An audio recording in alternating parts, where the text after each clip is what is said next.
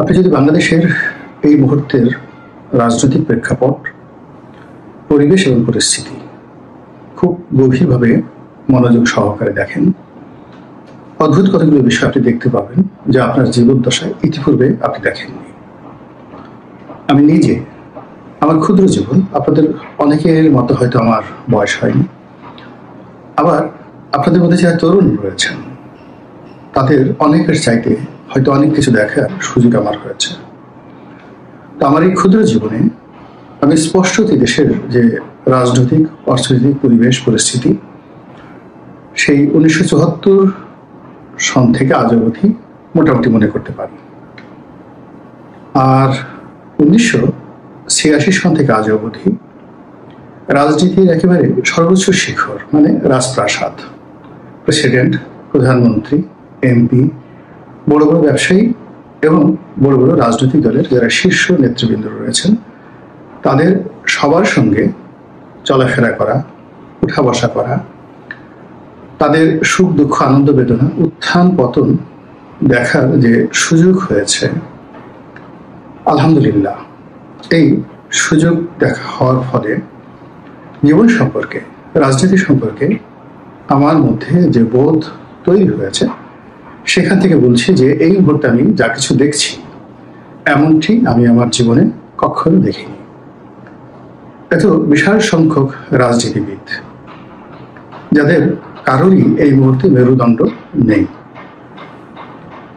যেটিকে আমরা ব্যাকবোন বলি, যা বিশ্বাস করেন, যা করতে চান এবং যা করবেন, এই কথাগুলো খোলামেলা বলার যে সাহস, যে শক্তি, এটি এই মুহূর্তে বাংলাদেশের কোনো রাজনীতিবিদের নেই।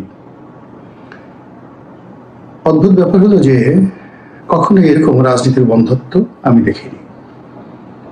এখন আপনি হয়তো বলতে পারেন যে সবাই তো কথা বলছে। আপনি লক্ষ্য করবেন যে কিছু কিছু মানুষ খুব অস্বাভাবিক আচরণ করছে, ছোট ছোট মানুষ খুব বড় বড় কথা বলছে। এর অর্থ তাদেরকে দিয়ে এই কথাগুলো বলানো হচ্ছে, টাকা দিয়ে, লোক দিয়ে, লালসা দিয়ে তাদেরকে এই কথাগুলো বলিয়ে পুরো রাজনীতির যে মাঠ এবং ময়দান সেটিকে নষ্ট করে দেওয়া হচ্ছে। যেমন ধরুন তারেক রহমান সাহেব, জামাতের আমির, কিংবা ধরুন সেনাবাহিনীর প্রধান, পুলিশের আইজি।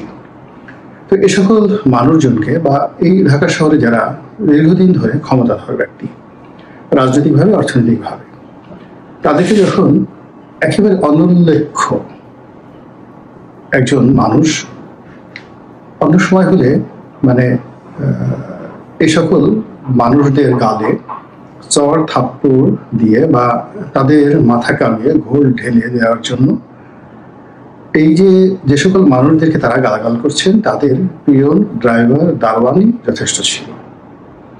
তো যখন এই সময়টিতে এসে উন্মুক্ত ময়দানে বসে, রাজপথে বসে সামাজিক ক্ষমতাধর বড় বড় মানুষদেরকে ছোট ছোট মানুষ গালাগাল করছে অকথ্য, অশ্রাব্য এবং অশ্লীল ভাষায়, ধরে নেবেন এগুলো শেখানো এবং এর পেছনে অনেক বড় শক্তির হাত রয়েছে।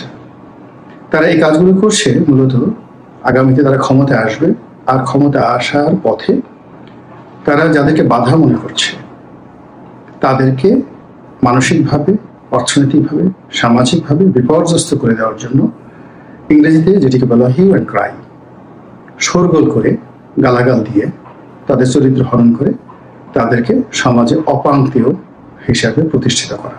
এবং সেই কাজটি যত গণহারে হচ্ছে এমনটি আমি কখনো দেখিনি। এগুলো এক। 2 নম্বর হলো যে বাঘের একটা হুঙ্কার থাকবে, আপনার সিংহের একটা হুঙ্কার থাকবে, তার চালচলন একটা রাজস্বিকতা থাকবে। তা আমাদের এই সমাজে যারা রাজনীতিবিদ আগামীতে মন্ত্রী হবেন, এমপি হবেন, তারপর দেশ পরিচালনা করবেন, প্রধানমন্ত্রী হবেন, রাষ্ট্রপতি হবেন, তো এই ধরনের মানুষের মধ্যে এক ধরনের রাজস্বিক অভিব্যক্তি থাকে। এই সমাজে একজন লোক আপনি দেখান যার মধ্যে আপনি এখন এরকম একটা রাজস্বিক অভিব্যক্তি দেখতে পাচ্ছেন। সবাই কানাঘুষা করছে, সুযোগ পেলে মাথা নোয়াচ্ছে, অতিরিক্ত বিনয় ভদ্রতা দেখার চেষ্টা করছে, রাজা হয়ে ভিক্ষুকের মতো আচরণ করার চেষ্টা করছে, রাজমুকুট হওয়ার পরিবর্তে মানুষের জুতো হওয়ার জন্য একজন আরেকজনের সঙ্গে প্রতিযোগিতা করছে। এ দৃশ্য কখনো আমরা ইতিপূর্বে দেখিনি। এরপর যে কোনোভাবে যে কোনো উপায়ে অর্থ উপার্জন করার এবং পদ পদবি লাভ করার জন্য মানুষের যে আবহমান কামনা বাসনা থাকে, সেটি এখন একেবারে বিকৃত রুচির সর্বনিম্ন পর্যায়ে পৌঁছে গিয়েছে। ধরুন একজন সমন্বয়ক, একজন দুর্নীতিবাজ, একজন আপনার ছেলের বয়সী, আপনার নাতির বয়সী একজন লোক, সামাজিকভাবে হয়তো আজ থেকে 14 মাস আগে আপনি কখনো তাদের সঙ্গে, তাদের পিতা মাতার সঙ্গে, আত্মীয় স্বজনের সঙ্গে দেখা করতে বা এক টেবিলে বসে এক কাপ চা খেতে অপমান বোধ করতেন। সময়ের প্রয়োজনে এখন আপনি তাদেরকে কোটি কোটি টাকা দিয়ে, তাদের হাতে পায়ে ধরে, তাদেরকে বাবা ডেকে একটি গুরুত্বপূর্ণ পদ পদবি পাওয়ার জন্য যে তদবির আপনি করছেন, এবং আপনাদের মতো মানুষের সংখ্যা এই বাংলায় এত বেশি হয়ে গেছে যেটি কখনো ইতিপূর্বে ছিল না। এভাবে আমি 1000টি উদাহরণ দিলে আমি দিতে পারবো, 1000 উদাহরণ দিতে পারবো, কিন্তু ভিডিওর পরিধি বড় হয়ে যাবে। এমনি আপনারা অনেকে বলেন কথা সংক্ষিপ্ত করার জন্য। তো সেই অর্থে এখন যারা রাজনীতি করছে তাদের প্রথম এবং প্রধান দায়িত্ব, কর্তব্য, লোভ, লালসা, কামনা, বাসনা একেবারে ককটেল হয়ে, আপনাদের ককটেল বুঝেন, আমরা সাধারণত 7 আপ, পেপসি, মেরিন্ডা বা ফান্ডা, এই 3টি পানীয়কে একসঙ্গে মিলিয়ে আমরা যে খাবার খাই, সফট ড্রিঙ্ক, এটাকে আমরা সাধারণত ককটেল বলি। আর যারা হার্ড ড্রিঙ্কস মানে মদ খান, হুইস্কি খান, তারাও একইভাবে বিভিন্ন প্রকৃতির মাদক বা মাদক জাতীয় পানীয় একত্র করে তারপরে নিজেদের নেশাকে আরো চাঙ্গা করার জন্য তারা ককটেল তৈরি করেন। এখন এই যে আপনার চরিত্রের মধ্যে যে মন্দ দিকগুলো রয়েছে, যে নেশাগুলো রয়েছে, যেগুলো আপনাকে পাগল বানিয়ে ফেলে, সেই সকল নেশাকে আপনি ককটেল বানিয়ে রীতিমতো একজন ভণ্ড সেজেছেন। ভণ্ড সেজে মানুষকে ঠকানোর চেষ্টা করছেন, প্রতিপক্ষকে ঠকানোর চেষ্টা করছেন। যেখানে রাগ দেখানো দরকার সেখানে বিনয় দেখাচ্ছেন, যেখানে বিনয় দেখানো প্রয়োজন সেখানে রাগ দেখাচ্ছেন। কেন? আপনাকে ক্ষমতায় যেতে হবে, অথবা আপনি এখন যে ক্ষমতায় আছেন আপনাকে ক্ষমতায় থাকতে হবে।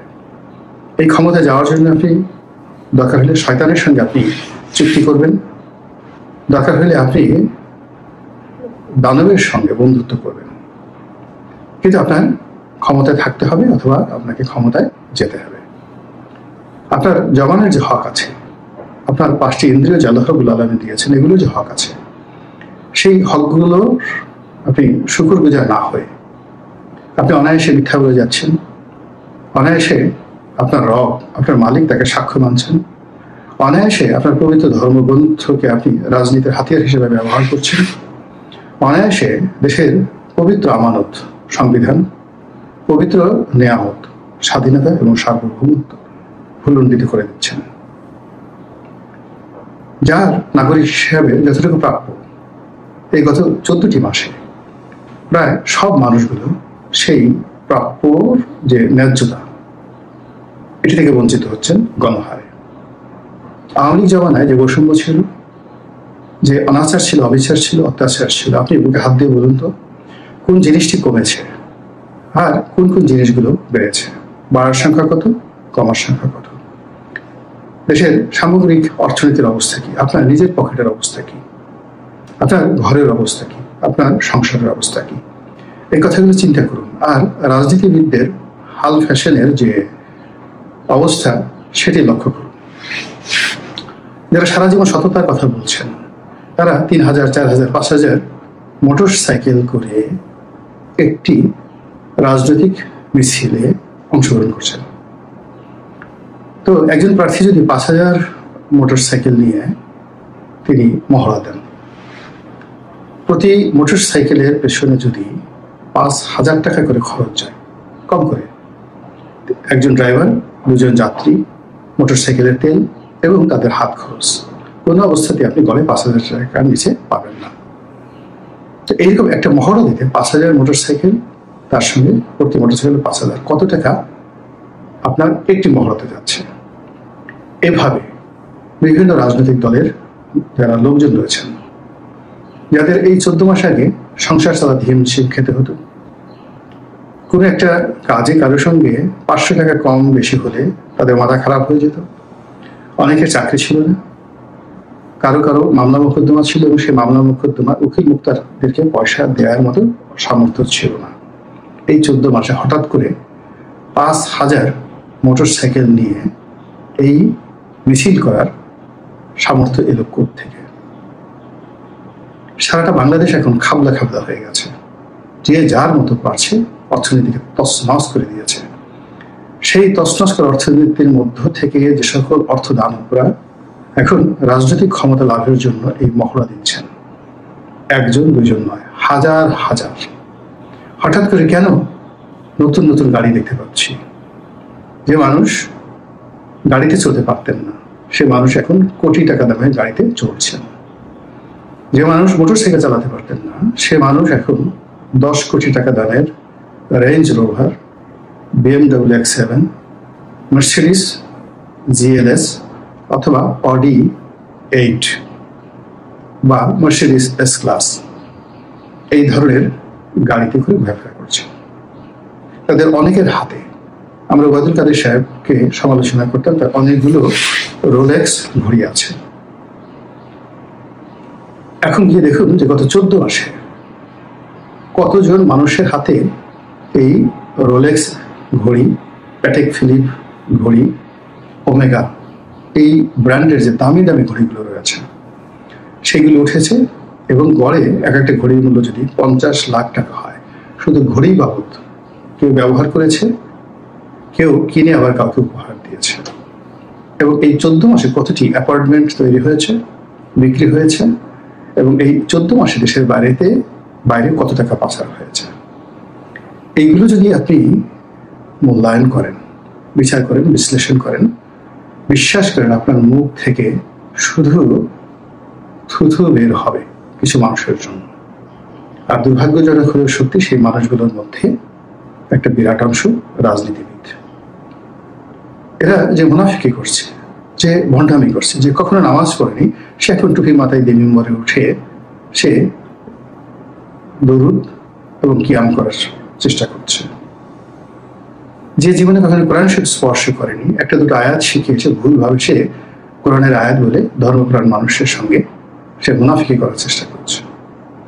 তো এই যে ক্ষমতায় যাওয়ার চেষ্টা, ক্ষমতায় থাকার চেষ্টা, এই যে দুর্বিষহ একটা পরিবেশ এবং পরিস্থিতি আমাদের এই সমাজে তৈরি হয়েছে, এটি প্রকৃতি প্রদত্ত যে ভূমিকম্প বা প্রাকৃতিক দুর্যোগ, সুনামি কিংবা ঘূর্ণিঝড়, তার চাইতেও শত শত কোটি গুণ ক্ষতিকর। একটি ঘূর্ণিঝড় আসে 2-3 মিনিট, একটি ভূমিকম্প হয় 10 থেকে 15 সেকেন্ড, কিংবা একটি সুনামি আসে হায়েস্ট 30 মিনিট। কিন্তু এই যে রাজনীতির সুনামি শুরু হয়েছে, এটা তো আমাদেরকে বরবাদ করে দিচ্ছে বছরের পর বছর ধরে, মাসের পর মাস ধরে। এমনকি আগামী 50 বছরে এই ক্ষতি আমরা কাটিয়ে উঠতে পারবো কিনা সন্দেহ। নাগরিক হিসাবে সচেতন হন, প্রতিবাদ করতে শিখুন, ঘৃণা করতে শিখুন, না বলতে শিখুন, এবং যেখানে আপনার শক্তি নাই, সামর্থ্য নেই, সেই জায়গাগুলো পরিহার করুন, যাবেন না সেখানে। দেখবে যে বরকত চলে আসছে সমাজে।